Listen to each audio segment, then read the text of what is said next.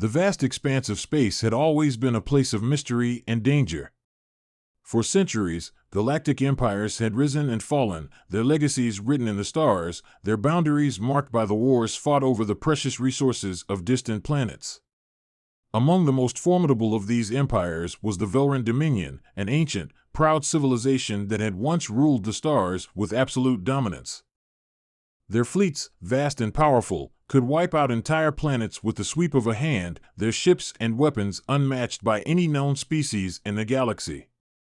To them, Earth was an insignificant backwater planet. A small, unimportant rock on the fringes of the galaxy, populated by a primitive species of little consequence. For centuries, they had observed the humans from afar, dismissing them as an anomaly and insignificant species doomed to languish on their tiny world. Despite the occasional news that humans had developed rudimentary space travel, it was nothing compared to the sprawling empires of the Velran or their allies. They had no reason to fear Earth, nor did they see any need to pay attention to it beyond the occasional curiosity. But everything changed when the Velran Dominion learned of humanity's astonishing rise. The humans, under the leadership of their united governments, had begun to explore the stars.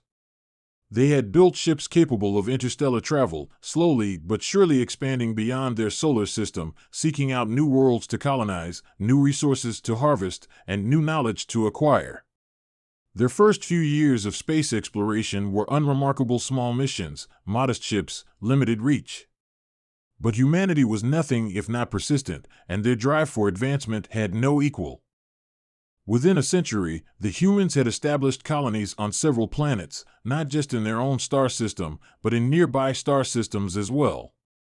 With each passing year, their technology grew more sophisticated. The ancient superstitions of the past gave way to scientific exploration. The people of Earth were united in a singular purpose, to reach beyond their world and join the greater galactic community. The Velran Dominion, as it always did, watched from afar amused by the tiny human efforts, but largely uninterested. It wasn't until the humans reached a breakthrough in faster-than-light travel that things began to change. A new, revolutionary technology had been discovered by human scientists, one that allowed them to traverse the vast stretches of space with remarkable speed. The human ships, once slow and cumbersome, were now capable of reaching distant stars in a matter of weeks, not centuries. Their advances in propulsion systems, energy weapons, and artificial intelligence were outpacing even the most advanced species the Velran Dominion had ever encountered. It wasn't just that the humans had discovered this technology, it was the fact that they were developing it faster than anyone had anticipated.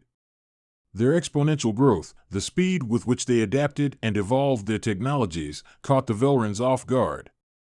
Earth had gone from being a marginal curiosity to a legitimate player on the galactic stage. And the Dominion couldn't stand the thought of a species they had dismissed for so long suddenly becoming a threat. A decision was made. A fleet was assembled. The Imperial Armada would be sent to Earth to teach this young species a lesson, to crush their growing ambitions and remind them of their place in the galaxy. The message was simple: the Velran Dominion was the master of the stars, and no one, not even the humans, would challenge that. The Armada was an awe-inspiring sight, thousands of ships, each more massive and powerful than anything the humans had ever seen. Their command vessels were like cities in the sky, bristling with weapons capable of leveling entire planets. The human colonies, even the most well-defended ones, would stand no chance. It was a show of force, a clear demonstration that the Velran Dominion was not a power to be trifled with. As the fleet approached the Sol system, the humans were still unaware of the impending danger. Despite their rapid advances, their detection systems were no match for the Dominion's superior technology. The Velran fleet arrived without warning, its ships appearing in Earth's orbit with terrifying speed and precision. They blocked out the sun, a fleet of dreadnoughts and destroyers filling the sky. The humans had no idea what was coming. The first sign that something was wrong came when all communications with the outer colonies were abruptly cut off. Ships that had been out on routine missions vanished without a trace. The Earth's military, once one of the most advanced in the galaxy, scrambled to respond, but they were too late. A wave of destruction swept across the human colonies in mere hours.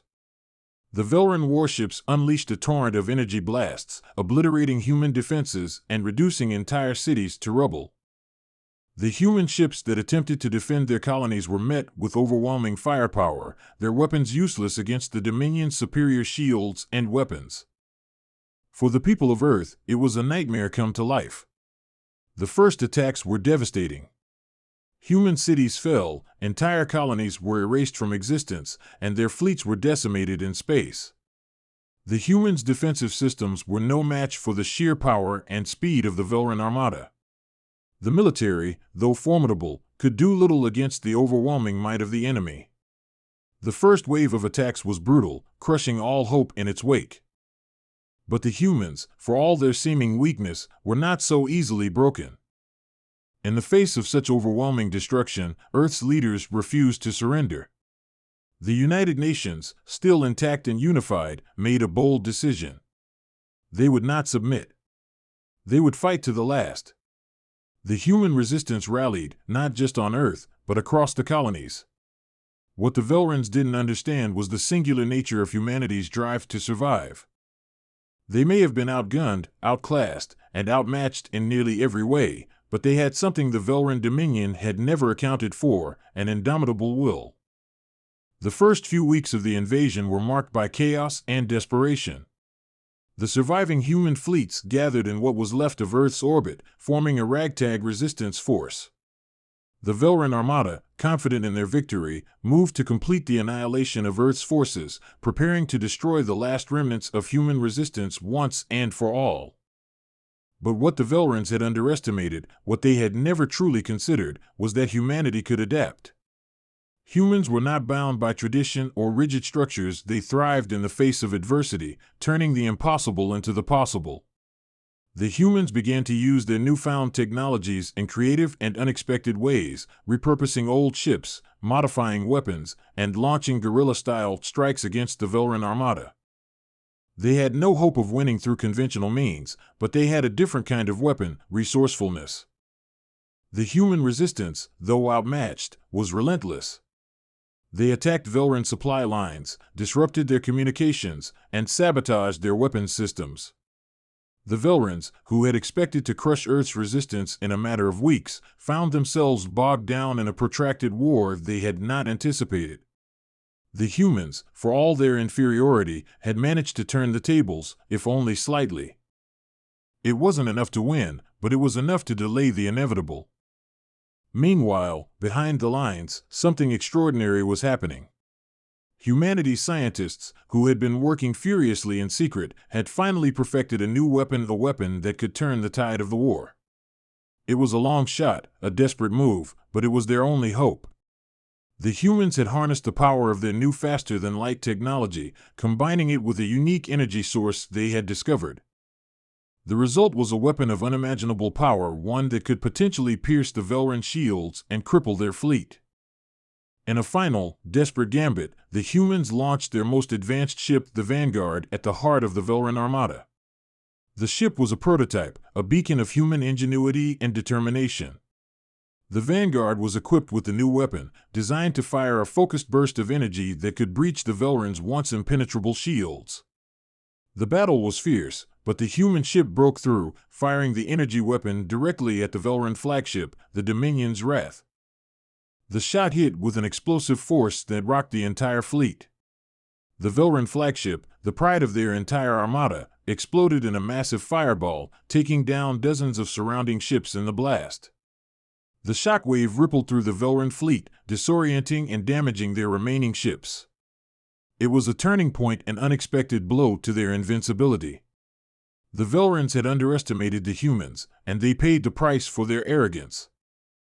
In the aftermath, the humans did not rest. They continued to press the advantage, launching wave after wave of attacks against the remnants of the Velran Armada. What had once seemed like an invincible force was now on the back foot. The Velran ships, damaged and in disarray, attempted to retreat, but it was too late. The humans had learned how to fight as one, how to use every resource at their disposal to turn the tide of the war. With the Velran fleet in retreat, Earth's forces surged forward, reclaiming their colonies and pushing the invaders back. And then, just when it seemed like the war would reach its conclusion, something unexpected happened. A transmission came through from the Velran Dominion, an offer of peace. They were defeated, their empire shattered, and they were willing to negotiate a ceasefire. Earth had done the impossible. They had faced an empire that had wiped out entire civilizations and come out victorious. They had done more than just defend their home. They had shown the galaxy that humanity would never be subjugated, that they would never bow to any empire. The Velran Dominion, broken and humbled, finally understood what they had failed to see all along. Humanity was not just a dangerous species. They were a force that could not be reckoned with, a species that had risen from nothing to challenge the greatest powers in the galaxy and won.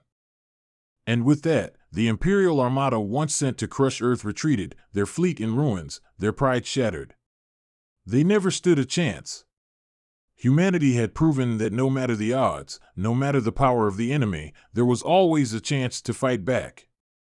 There was always a way to win. And the galaxy would never forget the day when Earth, against all expectations, crushed the Imperial Armada. The Velran Dominion's retreat was swift, but it was not without a lingering presence. Their final offer of peace was as much a concession as it was a recognition of failure, a sign of just how completely humanity had upended the cosmic order they had long taken for granted. Earth, despite its losses, stood victorious, but the victory was bittersweet. The cost had been enormous. Entire cities had been leveled, whole colonies obliterated, and countless lives lost. The scars of the conflict would remain for generations. Yet, amidst the destruction, humanity had proven something far greater than their ability to survive.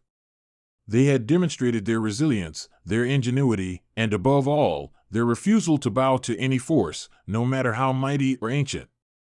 Their reputation as a dangerous species had evolved from a warning to a truth, one that now echoed across the galaxy, resounding in the ears of every empire, every civilization, and every faction that once deemed Earth insignificant.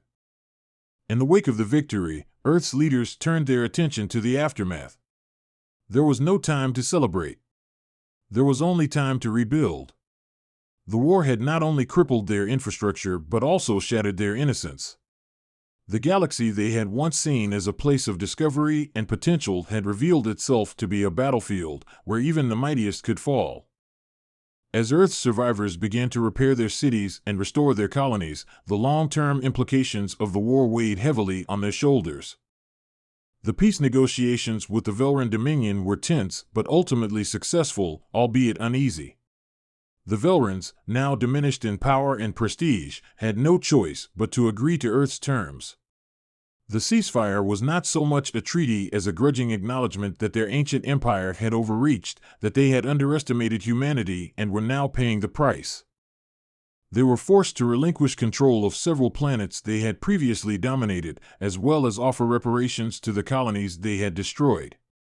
For all their pride, the Velran Dominion had been humbled, and the consequences would not be easily forgotten. But humanity's victory was not just a political one. The war had ignited something deeper, something profound within the human psyche. In the face of annihilation, they had fought not just for survival, but for something far more powerful: autonomy. The human race was not content to be ruled by any empire, not even one as old and mighty as the Velran Dominion. They had demonstrated to the galaxy that they would not be crushed, that they would never kneel to an oppressor, and that they could rise from the ashes of destruction stronger than ever before. And this newfound identity, one of defiance and unity, began to change the very fabric of human society. No longer bound by the narrow confines of Earth's political structures, humanity began to form alliances with other species who had once been subjugated by the Velrans, or who had witnessed the might of Earth's resistance and felt inspired to stand alongside them. The coalition that had formed during the war between Earth and the Dominion began to grow into something greater, a unified front of species who all shared a common goal: to prevent any one empire from dominating the galaxy again. One of the first to join this burgeoning coalition were the Serac, a once oppressed race of diplomats and scientists who had lived under the Velran boot for centuries. They had never had the military might to resist the Dominion, but they had the knowledge and the wisdom to recognize the importance of what humanity had accomplished. With their advanced research into interstellar diplomacy and communication technologies, the Serac provided humanity with critical information on other galactic powers, some of which were even more dangerous than the Velrans. The Thar, a nomadic race known for their incredible resilience and deep-rooted loyalty, were next to join the coalition. Their homeworld had been ravaged by the Velran Armada in an attempt to quash any potential rebellion in the sector, and their people had been scattered across the stars. When they saw humanity stand against the Dominion and ultimately triumph, they recognized that the only way to ensure their survival was to forge a lasting alliance. The Thar, with their formidable combat skills and unmatched survival instincts, became humanity's most powerful military ally. Other species followed suit.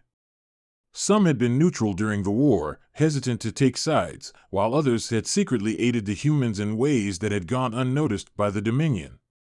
They all had their reasons for joining the coalition, but at the heart of it all was a shared understanding that no empire could be allowed to rule the galaxy unchallenged.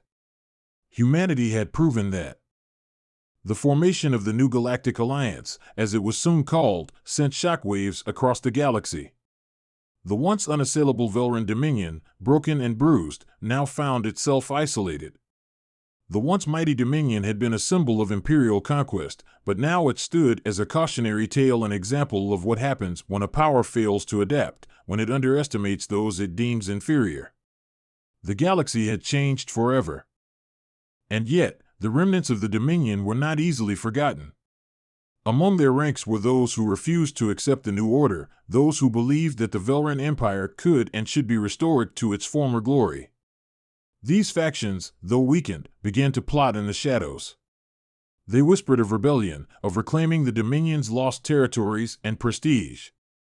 They resented the peace that had been forced upon them, and they believed that humanity's rise was a blip in history, a temporary disruption that could be erased with the right combination of force and strategy.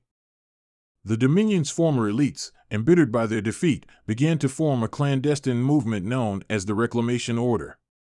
Their goal was simple: to restore the Dominion to its imperial grandeur, and to do so by any means necessary. They began to rebuild their fleets in secret, drawing upon remnants of their lost technological might.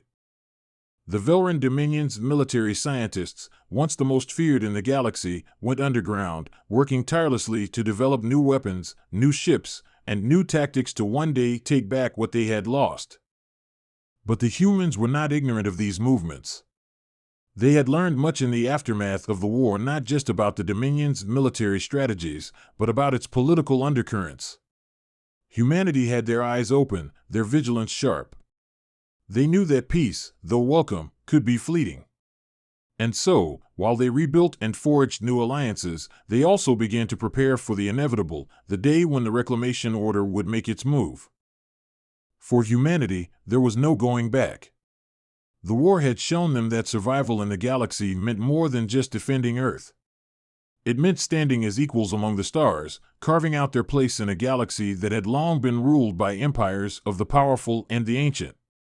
But it also meant being prepared to fight once again if necessary. And humanity, as always, was ready. Across the galaxy, the story of Earth's rise spread like wildfire. The once insignificant species had become a symbol of hope for the oppressed, a living testament to the idea that even the most outmatched species could rise up and change the course of history. The New Galactic Alliance flourished, its members growing stronger and more united with each passing day. Yet, in the darkest corners of the galaxy, there were whispers of the Reclamation Order's return. The Velran Dominion might have been broken, but it had not been fully eradicated. The galaxy had been forever altered, but its future remained uncertain. Would the New Galactic Alliance hold its ground? Or would the Reclamation Order rise again, determined to crush humanity's defiance and restore the Dominion's rule? The galaxy, once again, was on the precipice of change, and humanity was ready to lead the way. For as long as they breathed, they would never bow to another empire. The fight for their freedom, for their place in the stars, was just beginning. And they would not lose. Not this time. In the months following the formation of the new Galactic Alliance, humanity's rise to prominence in the galaxy took on a life of its own. What had started as a desperate stand against the Velran Dominion had now evolved into a movement that transcended mere survival. It was a revolution in thought, in diplomacy, in military strategy, and in the very identity of what it meant to be human in a vast, uncertain universe. The Alliance became the heart of this transformation, a symbol of unity and strength that drew in new allies every day, while also making the once unshakable empires of the galaxy take notice. But amidst this newfound hope, the shadows of the past never fully receded. The Reclamation Order, though weakened and scattered, was not idle. Even as the Alliance forged its path forward, there were whispers of Velran loyalists conspiring in the dark corners of space. Unknown to the humans and their allies, the Dominion's remnants had begun a slow, methodical buildup of resources and influence, using their old connections to gather strength. For now, the Dominion's military forces remained fractured and scattered, but that would not last forever. The Reclamation Order had learned from their earlier failure they would not engage in open war without proper preparation this time. They understood the necessity of patience, of rebuilding their forces out of sight, of waiting for the right moment to strike back.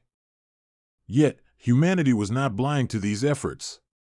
The Velran defeat had not only shattered their military might, it had also exposed a critical weakness: the Dominion's inability to adapt to new ways of warfare.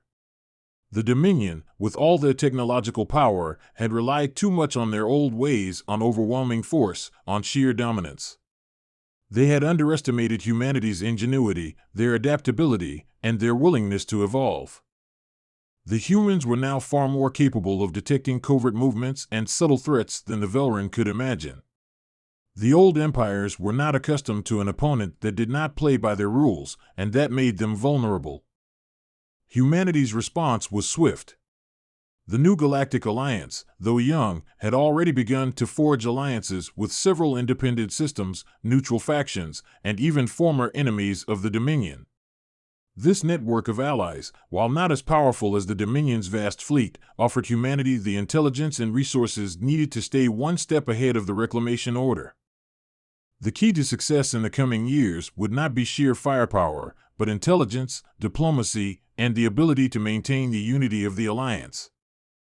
Admiral Solara Vance, the leader who had spearheaded humanity's defense during the war against the Velrans, now found herself at the forefront of this new challenge.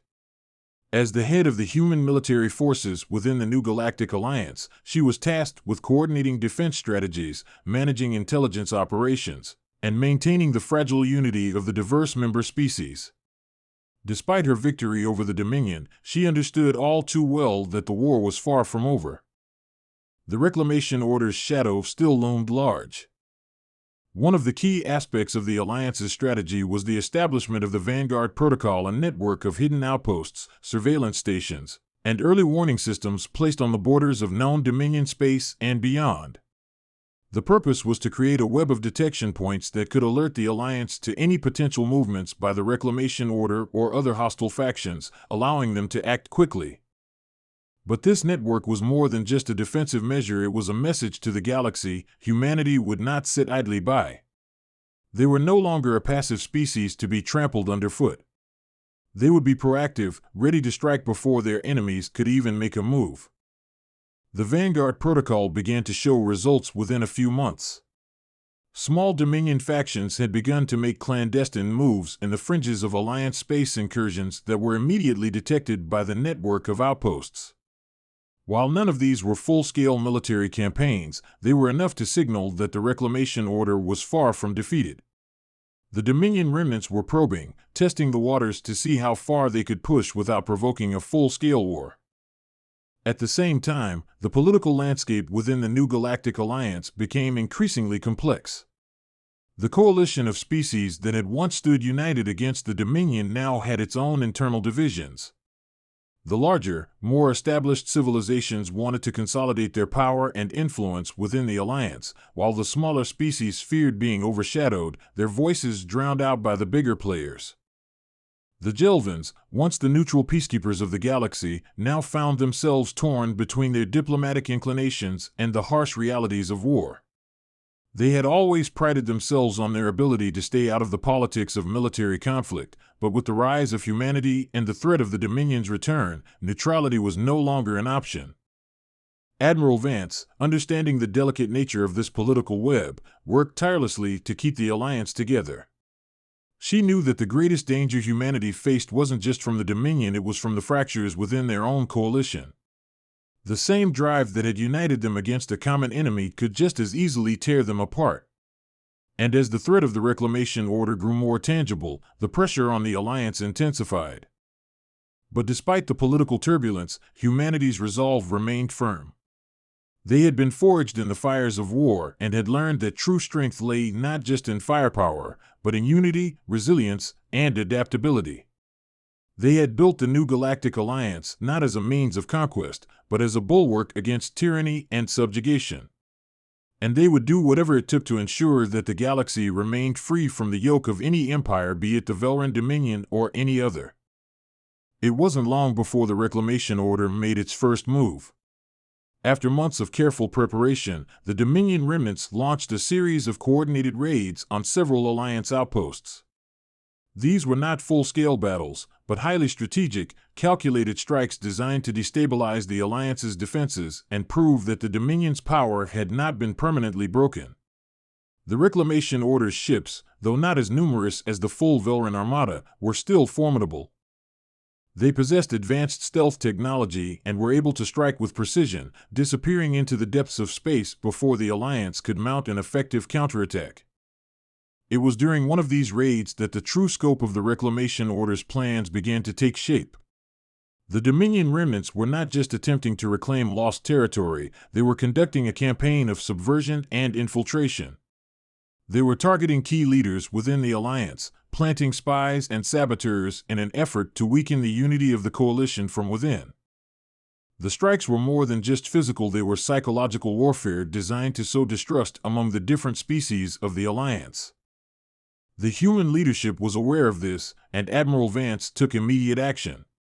She called for a meeting of the highest-ranking members of the Alliance, urging them to remain calm and united in the face of the growing threat.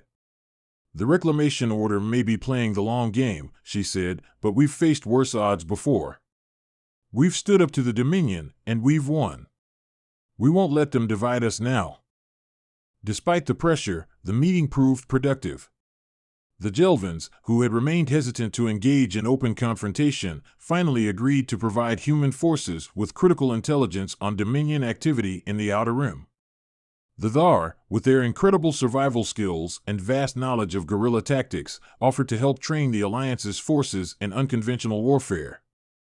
The Serac, too, contributed their expertise in diplomacy, helping to mend the fragile relationships between the various species within the Alliance. In the months that followed, the Reclamation Order made another critical mistake. They underestimated humanity's ability to adapt.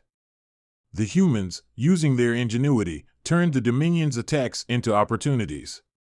Every raid, every strike, every subversive act only made the Alliance stronger.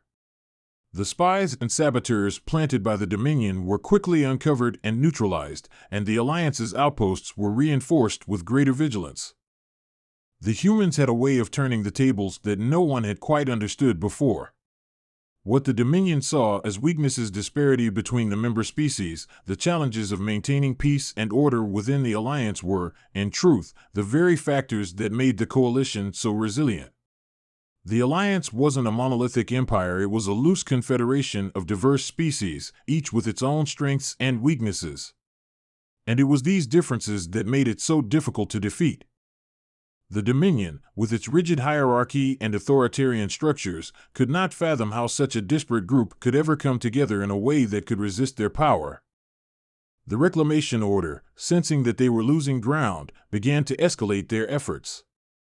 But every move they made was countered by the growing unity of the new Galactic Alliance.